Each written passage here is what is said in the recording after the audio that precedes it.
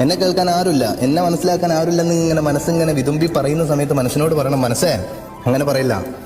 നിന്നെ മനസ്സിലാക്കാത്തവരുടെ മുന്നിൽ പോയിക്കൊണ്ട് നിന്റെ ദുഃഖത്തിന്റെ പുസ്തകം നീ തുറക്കേ ചെയ്യരുത് പൊന്നെ. അങ്ങനെ തുറന്നാ അവരതിൽ വായിക്കിയ പരിഹാസത്തിന്റെ വരികൾ മാത്രമായിരിക്കും. അത് പിന്നെ കാലാകാലം നിന്നെ പരിഹസിക്കാനുള്ള വഴിയൊരുക്കുകയാ. പകരം നീ ഒറ്റക്കാണെന്ന് നിന്റെ മനസ്സിനോട് അങ്ങ് ബോധ്യപ്പെടുത്തി കൊടുക്ക്. യാഥാർത്ഥ്യം അത് തന്നെയാ, നീ ഒറ്റക്കാ, ആരുമില്ല. ജനിച്ചതും ഒറ്റയ്ക്ക്, മരിക്കുന്നതും ഒറ്റയ്ക്ക്, ജീവിക്കുന്ന ആ ഒരു സമയം അതും ഒറ്റക്കാണെന്നങ്ങ് പറഞ്ഞു പഠിപ്പിച്ചേക്ക്. ആ സമയത്ത് കിട്ടും ഒരു എനർജി മനസ്സിന്. അതെന്താ അറിയോ? ഈ തോണി മുങ്ങിപ്പോകാതിരിക്കുക എന്നുള്ളത് നമ്മുടെ മാത്രം അത്യാവശ്യമാണ്, നമ്മുടെ ഉത്തരവാദിത്തമാണ്. അപ്പൊ ആഞ്ഞങ്ങ് തുഴയാൻ തുടങ്ങും പൊന്നെ.